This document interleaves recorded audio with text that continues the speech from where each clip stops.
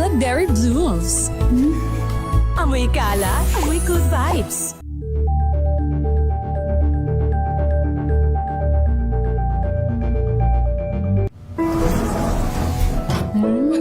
Amoy forever. Amoy LQ. Amoy New Kalat Berry Blooms. Amoy kalat, amoy good vibes.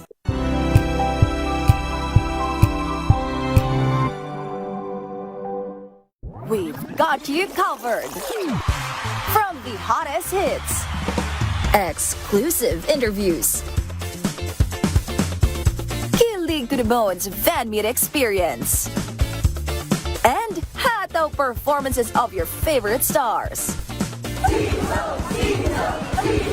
Saturdays, 12 noon, dito lang sa DZRH TV.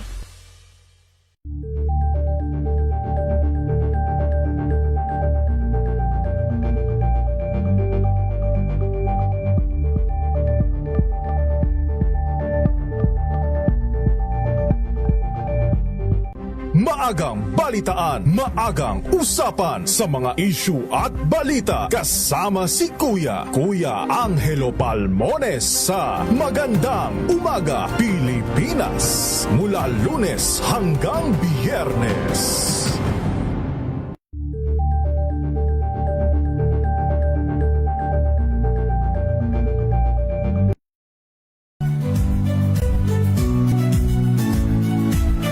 Magandang araw mga kaibigan.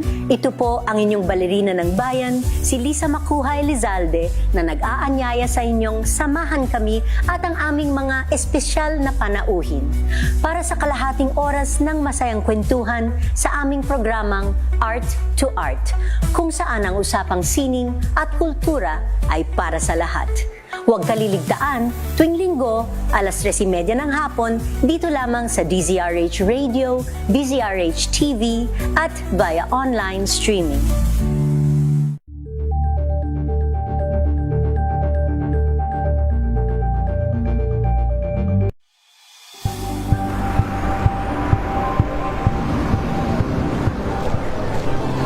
Ating mga eksperto. Dito lang sa Expert Opinion. Ito ang The Better News. TNVS. Trending and Isang kwento, iba't ibang anggulo. Dito sa Point of Bawat pananagutan ating tatalakayin dito sa Hoy. Bawal yan. Pilipino, dito lang sa DZRH TV, match up entertainment and lifestyle. Ito ang MBC TV Network News. Una sa Pilipinas, una sa Pilipino.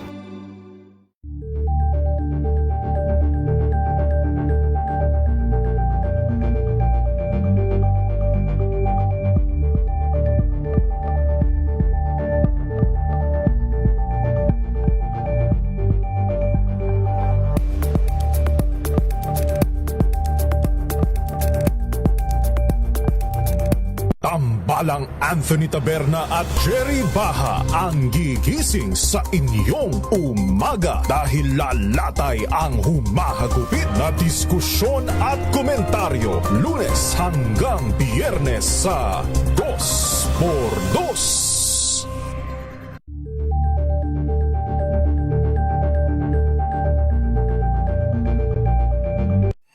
Mga balitang gigising sa inyong umaga. Mga balitang kailangan mong malaman. Mapapakinggan sa ACS Balita sa 2x2. Kasama sina Anthony Taberna at Jerry Baha. Lunes hanggang Biyernes.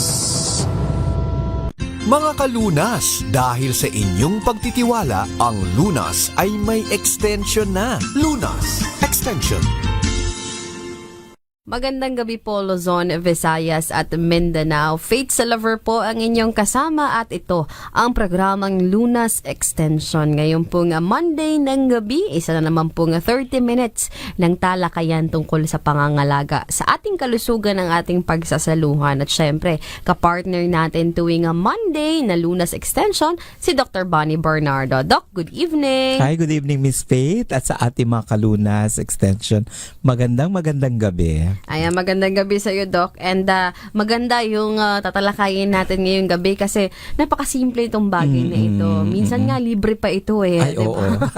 Pero napakamahalaga sa Correct. buhay ng isang tao. So ito ang water, 'di ba? Water is life. Ayan. Pag sinabi ba, Doc, na tubig ay buhay, bakit? Talaga bang, di ba yung katawan, Doc, composed of ilang percent pa ng tubig? About 60%. Oo, 60 to 70% ginawa tayong tubig. Yes. Kaya importante ang tubig. Oo. Pero ngayon, Doc, napapansin ko sa market, iba-ibang klase ng tubig. May mura, may mahal, may alkaline, may distilled, may purified. Ano ba pagkakaiba ng mga yun, Doc? Actually, maraming sa proseso, maraming pagkakaiba. Kasi dati naman, sabi mo nga kanina, free yung tubig. Pag pumunta ka sa probinsya, libre pa talaga ang tubig. Sa batis, gumagano pa. Oo, sa mga gili ng bundok. So, yun yung mga flowing lang ang tawag doon, Doc, So, yun, makakakuha pa po kayo ng libre.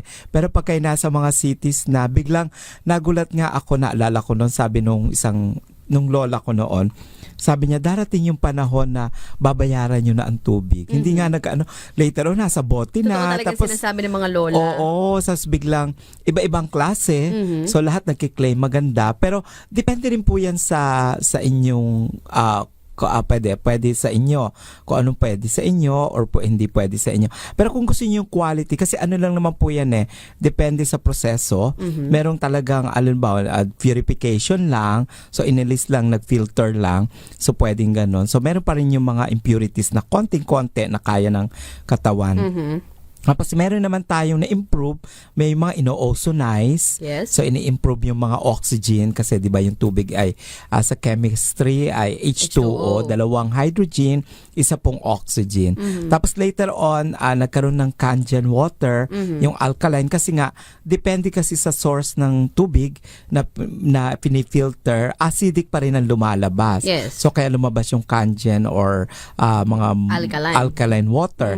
And then later on nakita nila na malalaki yung mga molecules. So kaya lumabas yung ozonized water, hydrogen water na maganda naman para makatulong. Pero importante po malinis na tubig. Yun ang maganda. Pero kung, of course, gusto yung quality, meron pa nga mga distilled water na hindi natin masyadong binibigay o sinasuggest sa medical field or sa health, hindi natin masyado binibigay unless gagamitin yan sa mga chemical preparation, distilled water, kasi nga po wala na halos wala na halos minerals, kaya kailangan pa rin natin yun. So minsan pag ganun distilled na, so dead water na, so pwede yun sa mga chemical preparations. So yun ang mga pinagkaiba na itong mga nasa market na basta malinis sa tubig, importante yun, Doc. Ano ba, Doc, ang suggested? Kasi parang nag-iba, diba, Doc? Diba dati at least 8 glasses a day. Ngayon medyo 10 glasses, tama ba? Yes. So actually, by standards, dati 8 to 12 glasses. Pero ngayon kasi nakikita kasi nga nagbago na nga, nagkaroon na ng climate change, iba na yung panahon, plus yung ginagawa natin. Oo. So in-increase na yan. Kung lalaki, kailangan mga 3 litro a day. So more than more than 8 glasses. Oo. And then plus of course, kung babae naman mga 2.5 liters a day. Bakit mas less ang babae, Doc? Mas konti daw yun. Tubig naman may discrimination. Pati sa tubig may discrimination. Parang tinitingnan kasi yung quantity ng water ng babae, mas less sa babae and then mas malaki. Marami sa lalaki. And of course, siyempre yung activities din ng lalaki. So yun ang ganun tinitingnan natin. Ayun. So yun yung mga dapat itandaan na i-consume na water within a day. Pero Doc, pag nagkulang ba ng tubig, sabi mo nga 60% of our body is composed of water, 'di ba? So pag nagkulang ba ang tubig sa katawan ng tao, may mga pwede ring mangyari? Yes, marami. Number one, baka yung iba nakaka-relate, simpleng walang tubig, yung simpleng migraine, yung laging sumasakit ang ulo. Bakit ganun, Doc? Pag sinasabi nga na, pag sumakit yung ulo mo, baka kulang ka lang sa tubig. Ano bang nangyayari sa sistema? Kasi syempre yung ating, kung 60%, so mga about 80% ng ating utak, tubig. Tubig yan. Lumalangoy sa tubig. So, once na ma-dehydrate yan, kita nyo yung hydrogen, yung oxygen. So, magkakaroon ka talaga na magkakapusin ng blood oxygen. And remember, yung dugo, 90% yan tubig. ng dugo natin. So pag hindi yan dumaloy, yung blood oxygen, so nagkakaroon talaga ng kakapusan ng hangin. So talaga magma-migraine, parang binibiyak yung ulo mo. Yes, and then later on, kaya nga yung mga nagkakaroon ng mga hemorrhagic stroke, yung heart and brain, ano yan, kulang sa blood oxygen. So simpleng tubig yon na problema. Nakakatakot din pala magkulang sa tubig, Dok, no? So, kasi yung mga hemorrhagic stroke talaga, Dok, ha? Kaya hindi natin alam yun. Kaya iba tipid na tipid. Imagine po, iba, 1 baso lang maghapon. So nakakatakot yun. Kaya minsan sa gabi, yung mga yung talagang parang minsan naghahabol ka ng hininga, or then the following day, kahit tama yung tulog mo, pero mabigat pa rin yung ulo mo. Yun yung problema ng kulang sa tubig.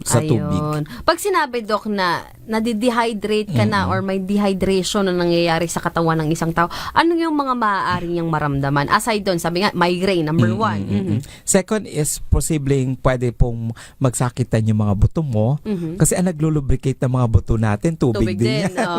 Parang lang isang sasakyan. So kaya kailangan meron nun. Second, third is of course syempre yung pwedeng mga balat natin, pwede po kayong matuyo.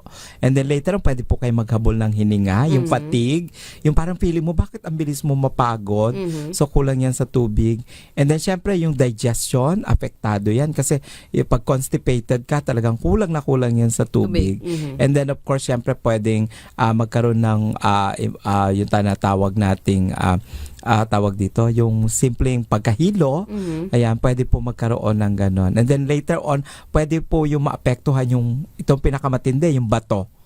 Ayan, so pwede maapektuhan yung bato natin kasi yan na naglalabas at naglilinis ng extrang toxin sa ating katawan or yung basura na ginagawa ay tubig ang naglilinis.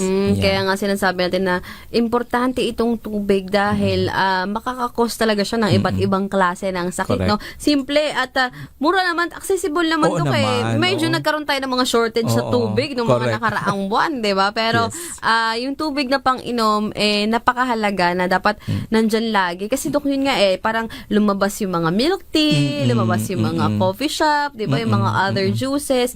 Pwede ba to, Dok, na pang-substitute? Kasi sinasabi may water content pa rin naman. Meron namang makukuhang tubig, pero napakababa po niya, mga around 10% so, iba to, Dok, iba yung liquid drink sa water lang. So, ito pong tinasabi natin, yung mga plain, na walang flavor, mga unsweetened water to. Kasi meron minsan nilalabas sila. Pero kung gusto niyo magkaroon ng lasa, simply pwede niyo lagyan ng mga lemon, mga mint. Ayan, so pwede pong gano'n. Pero hindi po replacement. Sabi nila, ay, uminom naman ako ng kape. Uminom naman ako ng juices. Uminom ako ng soft drinks. Ayan. Or sparkling water. May mga sparkling water. So, minsan meron niya mga additives. So, yun na nagiging problema. So, ang issue dito kasi pag plain water, yan yung nagpe-penetrate talaga immediately sa mga cells natin. Pero pag meron ng mga sweeteners, hindi agad yan nakakapag-penetrate. O kailangan niyang pandumaan sa proseso bago mapakinabangan ng ating katawan. Yan, so kailangan dumaan yun doon sa mga lining ng intestine natin, ipoproseso pa uli yan bago pa mapapunta sa bloodstreams natin. Pag kulang ang tubig, maaaring may maging problema. Pag nasobrahan sa tubig, pwede rin magka-problema. Tama ba, Dok? So, pwede kayong magkaroon ng mga sobrang, pwede rin mamanas.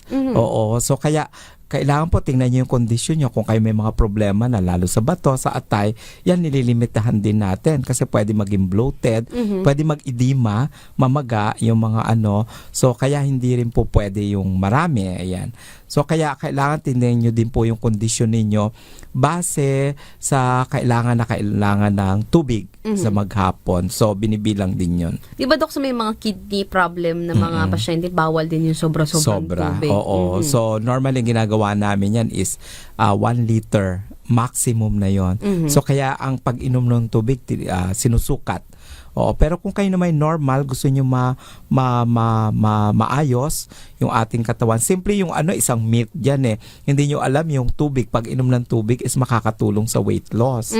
Oo. So yan ang pag-uusapan sa pagbabalik natin, Yes. diba? Kung ang kakulangan sa tubig, kasobrahan, ay may maaring maidulot na masama sa ating katawan. Ano naman yung maitutulong ng tubig? Kasi minsan, Dok, pag may sipon ka, sabihin lang na, inom ka lang ng inom ng tubig. Ano ba ang ginagawa ng tubig talaga sa katawan, diba? Lalo na pag may sakit tayo. Paano ito makakatulong para maggumanda yung pakiramdam ng isang pasyente? Ayan yan ang ating tatalakayin sa ating programang Lunas Extension. Nakasama pa rin po natin Dr. Bonnie Bernardo. Magbabalik po pagkatapos ng ilang paalala.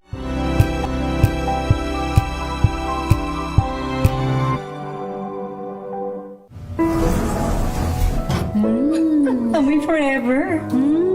Amoy LQ. Amoy New Caleb Berry Blooms. Amoy kalat, amoy good vibes.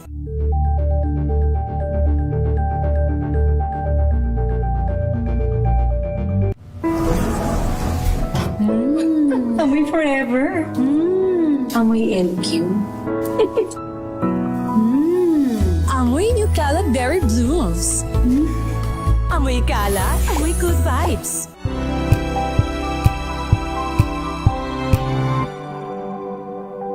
Hello, Washi! Laundry day na naman! Yay! Anong meron? Mancha ng chocolate, putik, may libag pa! Kaya natin yan! With Pride Washing Machine Detergent, may triple stain-away formula.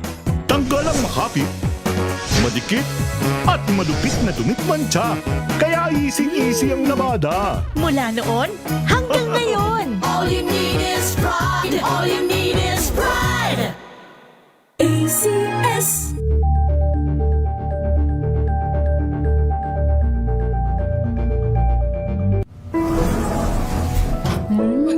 Amoy forever. Amoy LQ.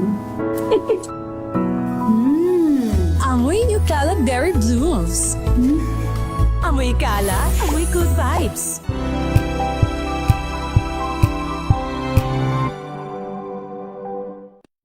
Mga dagdag na kaalaman at usapang pangkalusugan.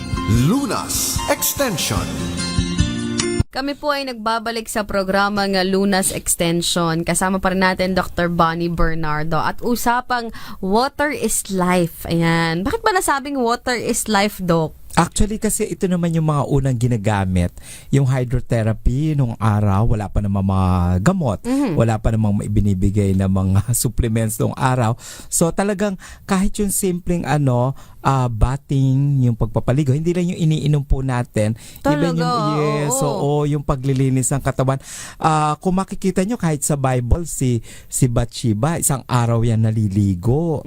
Oo, imagine nyo, isang araw naliligo, nagbababad sa tubig kasi nga para hindi lang ma-hydrate yung loob, pati yung mga skins niya, mga dead skin, paglalabas ng mga ma-exfoliate yung kanyang balat at buhok, ginagawa yon. So kaya nung panahon tubig ang talagang ginagamit. Even yung mga simpleng mga sakit-sakit, kaya minsan nagkakaroon tayo ng mga runny nose or paghatching. Yes. Kasi minsan wala na tayong mga mucus fluid sa ating katawan. Kaya gustong-gusto pa naman ng mga bacteria, viruses, yung damp, yung mga mucus natin, lining ng ilong natin, or yung mga lalamunan natin. Di ba kita nyo pag talagang tayo kulang sa tubig, mag-i-irritate na yung lalamunan. Yes. Pagkakain mo ng kakakain mo ng matamis, di ba? Oo. Tapos di ka iinom ng tubig. So, paborito yan ng mga, umangaka lang, tapos bigla humangin. Yes. Nako, tumapat ka sa air condition or sa electric fan. Sipon na kagad. Yes. So, kaya pag may mga ganyan, ang mabilis na pwedeng tumulong ay tubig. So, kailangan maya yung inom ng tubig para yung hydration maganda, plus yung mga mucus cavity natin magkaroon ng hindi ma-dry, hindi tubuan ng so mai-expel agad doon. So yung kaya lumalabas yun. So gumagaan yung ating pakiramdam kasi nagkakaroon ng tamang daloy yung mga buccal cavities natin, yung mga mucus, yan na mga cavities. So maganda yung tulong Okay, hindi na kailangan uminom agad ng mga medication. Yes. So, kasi nga, yung tubig lang ay makakatulong na. So, yan yung isa mga maitutulong ng tubig. Sabi mo, Dok, kanina bago tayo mag-commercial break, for weight loss, Yes. itong pag-inom ng tubig. Bakit, Dok, at papaano ito? Actually, ang tubig, sabi nga na, yung iba akala nila, kasi kaya kalubalaki. Kasi nakaka-bloated daw, Dok, eh. Oo, pero hindi nyo alam, nakikinig sa atin, pag maraming tubig, mas madali yung waste disposal. Lalo doon sa mga unnecessary fats, tissues natin. So, tumutulong yun na i-tighten yung ating mga muscle kasi lilinisin niya yun eh. Yes. So, the more fats ka kasi, ibig sabihin, walang tubig yon yung mga linings ng ating mga, especially dito sa mga belly, dito sa ating mga matatabang parte ng katawan natin. So, pero pag tayo umiinom ng tubig, so nahahydrate yun eh. So, nakaka-relax yung mga muscles natin. So, the more na nagta-tighten yan. Tapos, siyempre kasabay nun, pag gumagalaw tayo, Yes. so mas the more na nalalabas yung mga certain, na-i-excrete yung mga certain salts, yung certain fats doon sa pawis natin. So kaya nakakatulong sa fat burning proseso natin. So simply, imagine mo, kung hindi ka masyadong talagang yung pagkain mo hindi maayos, so you engage more in water therapy para makatulong sa weight loss. Ayan. So, importante na tubig, di ba? Tubig ay kailangan, nandyan lang. So, hindi kailangan na mahal lang tubig. Kasi Yes, iba-iba yung oo. presyo. Minsan, pag pumunta ka, pare-parehong tubig, di ba? Pero iba-iba yung presyo. Basta malinis. Correct. Importante malinis, and then of course syempre wala namang expiration yan. But of course basta tatanong ninyo kung yung seal, kasi wag lang doon. Minsan kasi nakikita natin sa mga kalsada, sa Yes. kalye.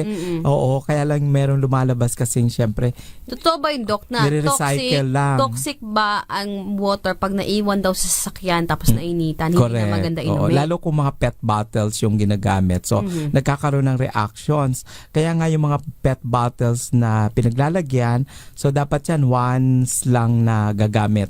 So, hindi pwedeng mainitan or hindi pwedeng na tawag dito naka-expose kasi nga nagkakaroon ng reactions. So, syempre may mga petroleum yan made of petroleum. So, para magkaroon din ng heavy metals yung tubig yung iniinom. So, isa pa rin kung ano yun, considerations yun. Pero kung kayo naman po ay meron mga lalagyan na maganda na almost parang glass type, so better po yun. Or simply, kung kayo meron mga water purifier sa bahay ninyo, magbaon na lang kayo ng tubig, mas safe yon kasi at least alam nyo yung inyong kinagkunan, Yes. alam nyo yung lalagyan, so mas okay po yun rather than syempre bibili lang kung saan din. Pero yung mga safe naman ay yung mga syempre nasa mga groceries, Yes. and nasa sa tamang mga water station. Check nyo rin po yung mga proseso ng mga pinagde-deliver. Meron kasi minsan para isang taon na yung mga Nakastock, yung oo. dinideliver sa inyo. So better kayo na po yung bumili ng mga pamalit after mga 2 to 3 gamit. Pwede na pong palitan. Oo, para hindi makita nyo gasgas na Yes. hindi nalilinis mabuti. So minsan hindi naman sa tubig galing kundi yung sa proseso ng mga pinaglalagyan. Ano pinagkaiba, Doc, ng Kangen water sa usual na water? Kasi marami ding nag-endorse ito, nakikita na sa social media or sa TV na anti-acid daw itong water na ito. So, totoo ba to, Doc? Yes, oo. Yung Kangen is ano yan Japanese term for yung ano tawag dito, alkaline. So alkaline, so ibig sabihin mga 7 yung pH niyan, between 6.5 to 7. Hindi naman pwedeng sobrang taas din ng pH kasi pwede rin mag-cause ng problema. So talagang kumbaga safe, neutral. So napakaganda. Bakit sinasabi maganda? Kasi nga napakaliit ng mga molecules. Ibig sabihin ang liit ng piraso na pwede agad makapunta dun sa ating mga balat. So kung kayo ay dehydrated, so kung Kangen water or alkaline water iniinom nyo, so makaka-penetrate. And the smallest pa niyan is yung mga hydrogen water. So yun yung sumunod yung mga hydrogen water. So talagang ang bilis ng hydration, which is ginagamit na ngayon sa mga hospitals. Yes. So ayan, so kumbaga medical grade na siya. So maganda. So medyo pricey lang siya ng konti, pero kung meron kayong mga ganyang equipment unit sa bahay, mas better rather than nagpapa-deliver lang kayo at least 24/7 meron kayo. Pero ito po yung maganda. Ang equipment equivalent niya, yung Kangen is ano parang ang quality is yung galing sa gilid ng bundok. Oo, yan po yung Kasi Doc, pinanggalingan nun. yung mga tama ba, yung mga meron tayo ngayon na tubig is acidic siya. So Yes. hindi rin siya healthy sa ating katawan. Oo. Kaya i-check nyo rin po yan kung yung mga pH. Actually, meron namang nabibiling pH paper, mga litmus paper. Pwede nyo pong i-check pag every now and then, pag nakita nyo nagpipinkish yung pH paper do sa unang labas ng tubig or yung binili yung tubig, that means acidic po yan.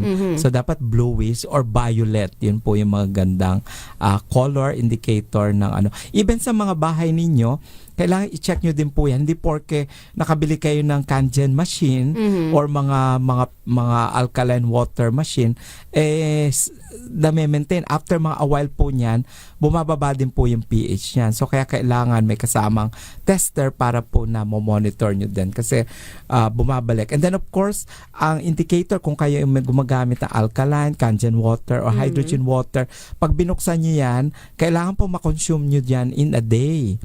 Kasi hindi po pwedeng i-stock kasi nga dahil nga po maliliit na molecules sa hydrogen siya.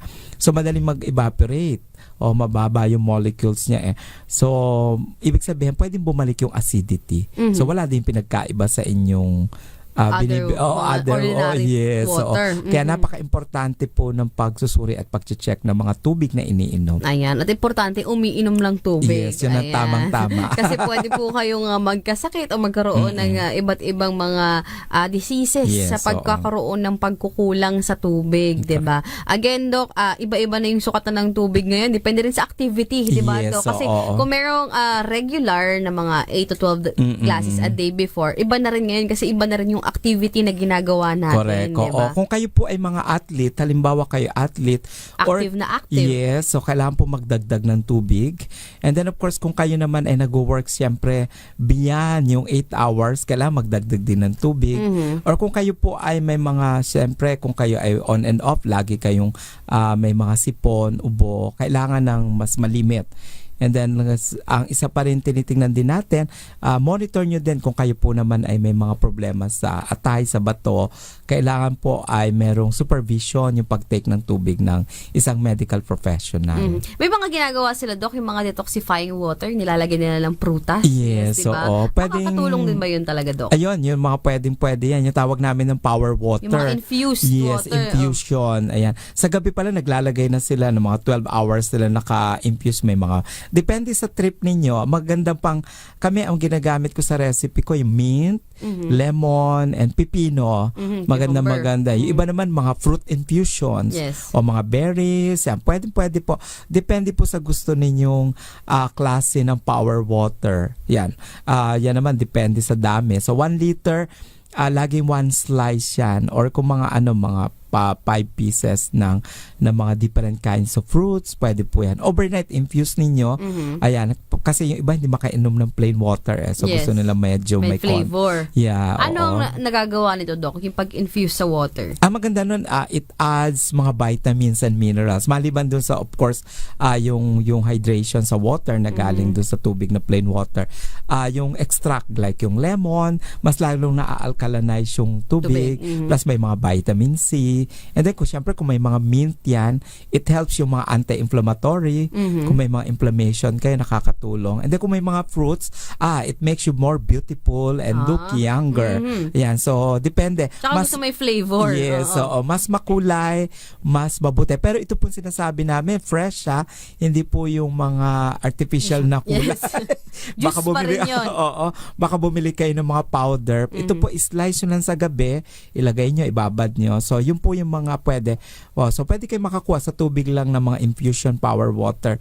You can be younger and more beautiful and healthier. Ayan. Kaya ang water is life, diba? Yes. Lahat inside and out, it can affect you. And para daw sa aging din to, para hindi ka mas mabilis mag-age, kailangan drink a lot of water. Yes. So, kung gusto niyo maganda yung balat ninyo, ayan. So, pwede po ang tubig. Yan, so kailangan yon. Tsaka of course, syempre for glowing skin. At tsaka yung hair natin. Yes. So nakakatulong po yan. So makikita nyo, ang isang tao, pag yan ay kulang sa tubig, talagang dehydrated, tuyot talaga yan. Yes. So kaya kailangan ng tubig. Ayan, kaya tubig ay buhay. Buhay. Ayan. Sa mga nagtatanong sa atin, Doc, at mga gustong magpakonsulta sa iyo at manghingi ng advice para sa kanilang mga detoxification at paano ba maging healthy. Ayan, sa mga gusto rin itry yung mga therapy mo, saan ba ang iyong clinics, Doc? Yes, pwede po kayo magsadya kung gusto niyo malaman kung paano ang tamang pag-inom ng tubig, ano ang mga recipe for power water or infusion. Pwede rin po kayong magpakonsulta. Meron po kami sa Shaw Boulevard, Mandaluyong City. Tawag dito. Every Sunday po ako dyan, yung clinic. Pero Monday to Sunday bukas po kami kasi may mga, meron kaming detox, meron kaming water therapist din dyan. And then may mga bago po kami modalities, especially kung kayo may mga cancer, may mga IV treatment kami, plus yung mga water therapy yan. Kasama po yan. So, and then every Friday and then Saturday naman po sa Cavite, muli ni 5 po kami sa Bahayang Pag-asa, Bacoor, Cavite. So, kayo nasa area. And then, of course, yung Dasmariñas, ayan, Cavite. Kami po across lang ng Robinson sa Palapala, Dasmariñas, Cavite. And then, syempre, meron din kami sa Lemery. Kung gusto niyo po malaman yung mga direksyon, iba pang detalye, pwede po kayong magtumawag sa 358-2456 o di kaya 0922-274-3424. Or kung may makatanungan po kayo, pwede niyo po akong i-like sa Facebook.